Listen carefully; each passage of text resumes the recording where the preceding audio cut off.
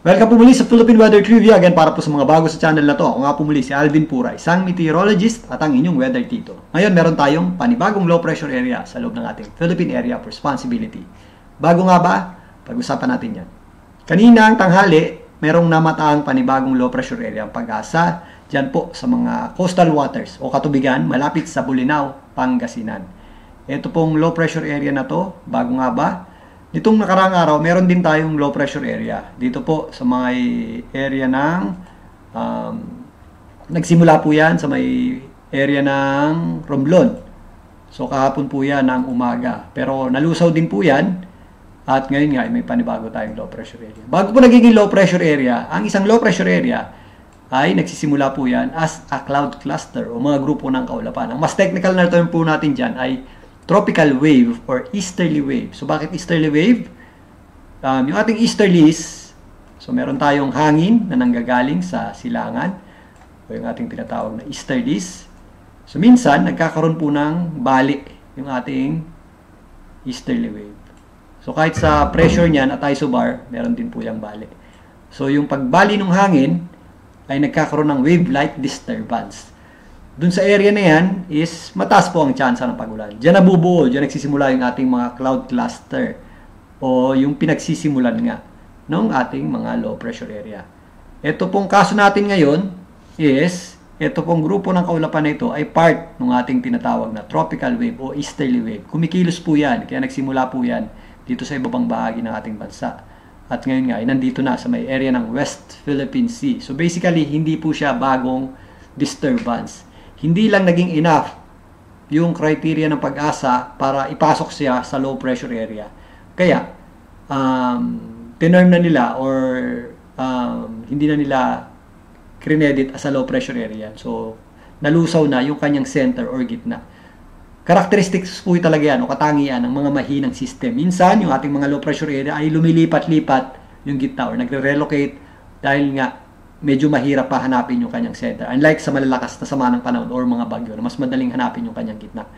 Kumpara nga dito sa mga low pressure system. So basically, ito pa rin po yung ating sama ng panahon. Kahapon, nawala lang, nalusaw yung kanyang gitna or hindi na po siya mahanap. Pero yung kaulapan natin ay hindi pa rin po nawawala. Ngayon, may panibagong nga tayong center or location itong ating sama ng panahon dyan po sa may area ng Pangasinan kaninang tanghali. Again, ito pong mga low pressure area natin ay hindi natin nakikitang maging isang ganap na bagyo. Posible itong malusaw muli in the next 24 hours. At ito po ay kumikilos na system, so kikilos din po yan palayo papunta dito sa may West Philippine Sea. Ganun pa man, ito po ay nagdadala pa rin po ng mga pagulan sa malaking bahagi ng ating bansa. Ito pong ating sama ng panahon na dating easterly wave o tropical wave or ngayon panibagong low pressure area na ay nagdadala po ng maulap na panahon at mga posibleng pag-ulan sa malaking bahagi ng Luzon. So narito po yan. Yung ating concentration ng mas marami at mas malalakas na pag-ulan ay nandito sa ngayon sa mga areas ng Aurora, kasama po dyan ang Quirino, Nueva Vizcaya, maging dito sa ilang areas ng Isabela. Pero buong Central Luzon po, kasama po dyan ang Nueva Vizcaya, Nueva Ecija, Bulacan, Pampanga, Tarlac, maging sa Zambales at Bataan. Ayan, mataas po ang ating tsansa ng pagulan. At maulap po ang ating panahon. Ganun din po dito sa areas ng Cagayan.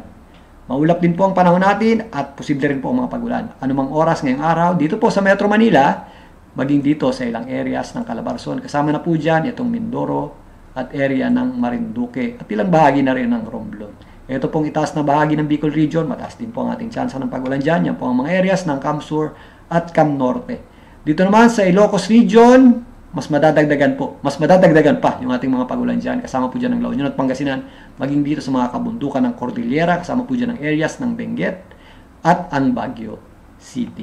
Samantalang, ito pong ating mga pagulan sa Mindanao ay dulot po ng ating intertropical convergence zone. Nagpapakita naman po ang ating araw dyan, mataas lang po ang ating possibilities ng mga pagulan at thunderstorms, particularly sa hapon at gabi dahil sa ating intertropical convergence zone. Ngayon po ay tayo ay nasa monsoon break or wala pong epekto ang habagat or southwest monsoon sa atin, pero ngayong weekend posible po yan bumalik. Magsisimula po yan dito sa mga areas ng Zamboanga Peninsula at dito rin po sa mga areas ng Palawan. So unti-unti po yung magpaparamdam po muli sa weekend. Pero so far, in the next few days, mahina pa rin po ang epekto ng habagat or southwest monsoon sa atin dahil wala pa namang panibagong bagyo na nagpapalakas dito o low pressure area. Again, ito pong ating sama ng panahon o yung ating panibagong low pressure area ay kikilos lamang papunta dito sa may West Philippine Sea at posible ring malusaw muli. At ito pong ating intertropical convergence zone ang magpapaulan pa rin sa malaking bahagi ng Mindanao at ilang bahagi ng Visayas in the next few days. Kaya again, maganda po tayo at mag-ingat sa mga possible effects ng mga pag-ulan ito. Lalong-lalo na kapag meron tayong mga nararanasang flash floods at landslides. So yan muna ang pagtalakay natin dito sa ating binabantayang panibagong low pressure area sa may West Philippine Sea. Muli, ito po ang inyong Weather Tito Alvin para sa Philippine Weather Trivia.